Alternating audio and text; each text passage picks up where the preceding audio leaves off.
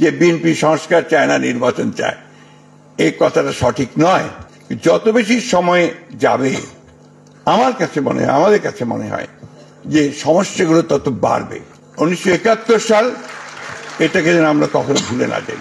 ওয়ালটনের পণ্য কিনে জিতে নিতে পারেন নগদ 20 লক্ষ টাকা। Double million offer, Walton fridge কিনে পেতে পারেন 20 লক্ষ টাকা। রয়েছে কোটি কোটি টাকার নিশ্চিত উপহার। বাংলাদেশ একটা অত্যন্ত সবচেয়ে জটিল একটা রাজনৈতিক সময়ের মধ্যে দিয়ে যাচ্ছে। এই সময়টার মধ্যে আমাদের যে কাজটা আমাদের উপর পড়েছে, সে কাজটা হচ্ছে যে ভবিষ্যতের বাংলাদেশকে আমরা যেন আমাদের স্বপ্নের মতো করে দেখতে পারি, সেই বিষয়টাকে কতটা স্থির করা যায়, নির্ধারণ করা যায়। আজকে যে প্রশ্নগুলো সামনে এসছে, আমি খুব সংক্ষেপে চলে আসছি সামনের দিকেই। সে প্রশ্ন এসছে যে আপনার ঐক্য, এরা যেটা নির্ধারণ করেছেন সংস্কার, নির্বাচন। আজকে 53 বছর পরে, এটা আমাদের দুর্ভাগ্য জাতিগত হবে যে 53 বছর পরে আজকে আমাদেরকে এই বিষয়গুলো নিয়ে আলোচনা করতে হচ্ছে। আমাদের খুব ভালো হতো যদি আমরা প্রথম থেকেই এই বিষয়গুলো নিয়ে কাজ করে একটা জায়গায় এসে পৌঁছাতে পারতাম। আমরা এই ফ্যাসিবাদের বিরুদ্ধে 1912 সাল থেকে, আমি আমাদের দল থেকে বলতে পারি, যারা রাজনৈতিক নেতৃবর্গ আছেন, আমরা কিন্তু সংগ্রাম শুরু করেছি, তাদের বিরুদ্ধে আমরা অবস্থান নিয়েছি। সেই সময়ে আমাদের অনেক রাজনৈতিক নেতাকে হত্যা করা হয়েছে, অনেক রাজনৈতিক নেতাদেরকে পঙ্গু করা হয়েছে, কারাগারে দেওয়া হয়েছে, এবং দীর্ঘ বছরগুলো ধরে আমরা যারা ফ্যাসিবাদের বিরুদ্ধে সংগ্রাম করছিলাম, আমরা কিন্তু সেই লড়াইটা করছি। আমার দলের কথা আমি বলতে পারি, যেটা আমার বলা উচিত বলে মনে করি, সেটা হচ্ছে আমাদের দলেই আমার 60 লক্ষ মানুষের বিরুদ্ধে মিথ্যে মামলা রয়েছে। আমাদের 700-র উপরে নেতা কর্মীকে গুম করে দেওয়া হয়েছে। প্রায় 20,000-এর উপরে বেশি মানুষকে আপনার হত্যা করা হয়েছে। আয়না ঘরের কথা আপনারা সবাই জানেন। ফাঁসি দেওয়া হয়েছে বিশিষ্ট রাজনৈতিক নেতৃবর্গকে। এই একটা অবস্থার প্রেক্ষিতে আমরা কিন্তু কখনো থেমে থাকিনি। আজকে যে কথাটা হচ্ছে সোচ্চার হওয়া, সেই সোচ্চার আমরা প্রথম থেকেই থাকার চেষ্টা করেছি। তখন আমরা অনেককেই আমাদের সাথে পাইনি, এখন আমরা তাদেরকে সামনে দেখছি, আমাদের খুব ভালো লাগছে, আমরা আরো বেশি অনুপ্রাণিত বোধ করছি। সংস্কার ব্যাপারটা আমরা অত্যন্ত আন্তরিক। আপনাদের অনেকেরই জানা থাকা উচিত, যারা রাজনীতির সঙ্গে জড়িত আছেন, যে 2016 সালে আমাদের দলের চেয়ারপারসন দেশনেত্রী বেগম খালেদা জিয়া, তিনি ভিশন 2030 একটা আমরা একটা ডকুমেন্ট বের করেছিলাম, যেখানে রাজনৈতিক সংস্কারের কথা খুব পরিষ্কার করে উল্লেখ করা ছিল, এবং যে বিষয়গুলো আমরা পরিবর্তন আনতে চাই সেই বিষয়গুলোর কথা আমরা উল্লেখ করেছিলাম। সেখানেই আজকে যে বিষয়গুলো একদম সামনে চলে এসছে, যে আপনার প্রধানমন্ত্রী এবং প্রেসিডেন্টের যে ক্ষমতা, তার ভারসাম্য রক্ষা করা, এক ব্যক্তি যেন দুইবার আসতে না পারেন প্রধানমন্ত্রী হিসেবে, সে বিষয়টাকে নিশ্চিত করা, এবং একই সঙ্গে আপনার যে 2 কক্ষ বিশিষ্ট পার্লামেন্ট, এটা কিন্তু তখনই, অর্থাৎ 2016 সালেই আমরা কিন্তু এই বক্তব্যটা নিয়ে এসেছিলাম। আমরা এটা আলোচনার জন্য দিয়েছিলাম, জনগণের সামনে পেশ করেছিলাম। পরবর্তীতে 2022 সালে আমি তখন জেলে চলে গেলাম, আমরা বেশ অনেকেই জেলে গেলাম।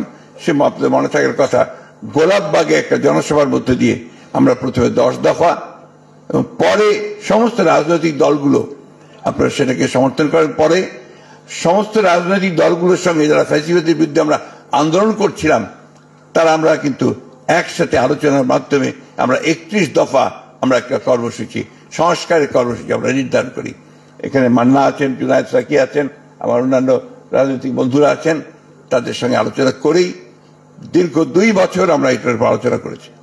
আমাদের যারা প্রখ্যাত এই বিষয়গুলোতে আপনার বিশেষজ্ঞ, তাদের সঙ্গে কথা বলা হয়েছে, বারবার বসেছি, এই কথাগুলো বলেছি, আলোচনা করে নির্ধারণ করেছি। সুতরাং সংস্কার পক্ষে আমরা প্রথম থেকে। দুর্ভাগ্য আমাদের যে এখন কিছু কিছু বক্তব্য আসছে যে বিএনপি সংস্কার চায় না, নির্বাচন চায়। এই কথাটা সঠিক নয়। আমরা বারবার করে বলছি যে আমরা প্রয়োজনীয় সংস্কারটাকে শেষ করা, অর্থাৎ ন্যূনতম যে সংস্কার প্রয়োজন একটা নির্বাচন করার জন্য, গ্রহণযোগ্য নির্বাচন করার জন্য, সেই সংস্কারটুকু করে আমরা নির্বাচনে যেতে চাই। আমরা নির্বাচনের কথা বলছি কেন? এ কথা ডক্টর রিয়াজ বলেছেন, সবাই বলছেন, আর এটা বাস্তব যে গণতান্ত্রিক একটা ব্যবস্থায় যাওয়ার জন্য নির্বাচন হচ্ছে প্রধান ফটক, প্রধান দরজা, গেটওয়ে টু আপনার ডেমোক্রেসি। আমার কাছে মনে হয় যে আমাদের প্রধান সমস্যাটা কোথায়? আমাদের প্রধান সমস্যা যে এই দেশে গণতান্ত্রিক চর্চাই হয়নি, এখানে সংস্কৃতি গড়ে ওঠেনি। একটা যে কথাটা বারবার এসছে যে এখানে একটা ডেমোক্রেটিক কালচার যদি না থাকে, তাহলে আপনি সেই ডেমোক্রেসিকে বারবার বলতে হচ্ছে আমাদেরকে এটা করতে হবে, এটা করতে হবে, এটা ডেমোক্রেসি, এটা এইভাবে যেতে হবে। এই জিনিসগুলো কিন্তু আপনার একটা কাল চর্চা ছাড়া, বারবার প্র্যাকটিস করা ছাড়া কিন্তু সেটা গড়ে উঠবে না। ইম্পোজ করে কোনো কিছু করা সম্ভব হবে না। আপনি যেমন আমি বলি, কেয়ারটেকার গভর্নমেন্ট সিস্টেম আপনার আমরা 3টে ইলেকশন করেছি। এই 3টে ইলেকশন, প্রত্যেকটি ইলেকশন কিন্তু একটা চালটা ভালো হয়েছে এবং গ্রহণযোগ্য হয়েছে। অর্থাৎ কেয়ারটেকার সিস্টেম আপনার মানুষ গ্রহণ করেছে এবং তারা সেটাকে অত্যন্ত জরুরি মনে করেছে, এটা মানুষের কাছে। একইভাবে আমরা যদি প্রেসিডেন্সিয়াল ফর্ম অফ গভর্নমেন্টে চলে যেতাম, অন্য কিছু দিতাম, সেটা ওই মুহূর্তে কিন্তু জনগণ সেইভাবে গ্রহণ করতো না, আমার কাছে মনে হয়েছে। আমি আপনার তাত্ত্বিক নই, আমি কোনো আপনার রাজনীতি কোনো বিশেষজ্ঞ নই, আমি একেবারে মাঠ কর্মী একজন। আমি পৌরসভার চেয়ারম্যান থেকে আমার রাজনৈতিক জীবন শুরু করেছি, অর্থাৎ একেবারে তৃণমূল পর্যায়ের মানুষগুলোর সঙ্গে আমি কাজ করে করে আমি এই পর্যায়ে এসেছি। আমার যেটা ধারণা যে আপনি জনগণকে বাদ দিয়ে কোনো কিছু করা সম্ভব হবে না, আপনার জনগণকেই তৈরি করতে হবে আপনাকে। অর্থাৎ আমরা আজকে যে প্রক্রিয়া চলছে আমি স্বাগত জানাই, কিন্তু আমি একটা অনুরোধ করব, আজকে যারা কমিশনগুলোতে আছেন তারা জনগণের সঙ্গে ইন্টারাক্ট করার ব্যবস্থাটা রাখবেন। ডক্টর রিয়াজ বলেছেন যে তাদের কাছে 1 লক্ষের উপরে বিভিন্ন প্রস্তাব এসছে, খুব ভালো কথা। এট দি সেম টাইম আমি যেটা মনে করি যে তারা যদি, আমি শুনেছি যে তারা তাদের প্রস্তাবটাকে তৈরি করে গভর্নমেন্টের হাতে দেবেন এবং গভর্নমেন্ট তখন আপনার পলিটিক্যাল পার্টিগুলোর সঙ্গে বসবেন।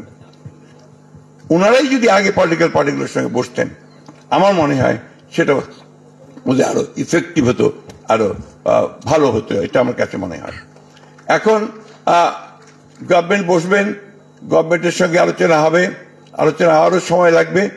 যত বেশি সময় যাবে আমার কাছে মনে হয়, আমাদের কাছে মনে হয় যে সমস্যাগুলো তত বাড়বে।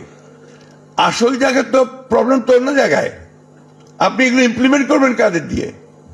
আপনার প্রশাসন, ইয়োর গভর্নমেন্ট মেশিনারি, সেই গভর্নমেন্ট মেশিনারি তো পুরোপুরি হবে এখনো ফ্যাসিবাদের আপনার মধ্যে আছে, এতটুকু পরিবর্তন হয়নি। একটা ফাইল নড়েন, আপনার ছাত্রদের যা আহত হয়েছে তাদের চিকিৎসার ব্যবস্থা কোথায় আটকে আছে খুঁজে বের করে দেখবেন, ওই ফাইল দিয়ে আটকে আছে, প্রবলেমটা ওইখানে হয়ে আছে। এই বিষয়গুলোতে আমাদেরকে ধরতে হবে। ডক্টর দেবপ্রিয় এখানে আছেন, ডক্টর মুস্তাক বলেছেন যে কাঠামোটা যদি না থাকে, সেই কাঠামো না থাকলে আমরা ওপর থেকে শুধু চাপিয়ে দিলেই আমরা দ্রুত কোনো কিছু করতে পারবো না। তাই আমাদের স্ট্রাকচারটাকে ঠিক করতে হবে, প্রতিষ্ঠানগুলোকে ঠিক করতে হবে। সেই প্রতিষ্ঠানগুলোকে যদি আমরা গণতন্ত্রের উপযোগী করে গড়ে তুলতে পারি, তাহলেই আমরা গণতন্ত্রকে সফল করতে পারবো। মন মানসিকতাটা খুব বড় জিনিস, মাইন্ডসেট। আমার তো মাইন্ডসেটই হয়েছে যে কথাটা কিছুক্ষণ আগে ডক্টর মুস্তাক বলেছেন, আমার খুব ভালো লেগেছে যে একটা বন্দোবস্ত তো ছিল, টাকা দেব, কাজ করিয়ে নেব, ভালো, সমস্যা নাই। কিন্তু এখন তো আপনি অন্য সিস্টেমে যাচ্ছেন, তো সেই মাইন্ডসেটটা তো তৈরি করতে হবে। ওই তৈরি করার জন্য আপনার চর্চা দরকার।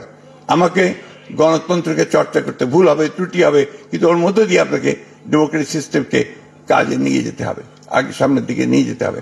শুধু একটা কথা বলতে চাই, খুব জরুরি কথা আমার কাছে মনে হয়েছে, যে আমরা যেন 71কে ভুলে না যাই। 1971 সাল, এটাকে যেন আমরা কখনো ভুলে না যাই।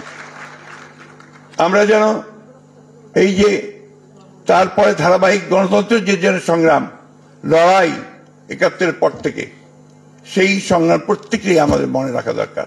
এবং সেই লড়াইয়ের মধ্যে দিয়ে আজকে আমরা ছাত্রদের ত্যাগের মধ্য দিয়ে, তাদের আত্মত্যাগের মধ্যে দিয়ে আজকে আমরা এই জায়গায় এসে উপস্থিত হয়েছি।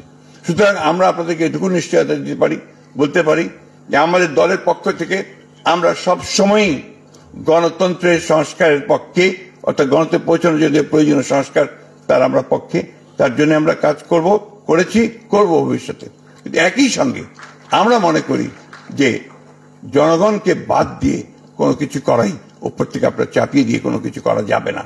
সুতরাং আমরা সকলকে সঙ্গে নিয়েই সেই কাজগুলো করব।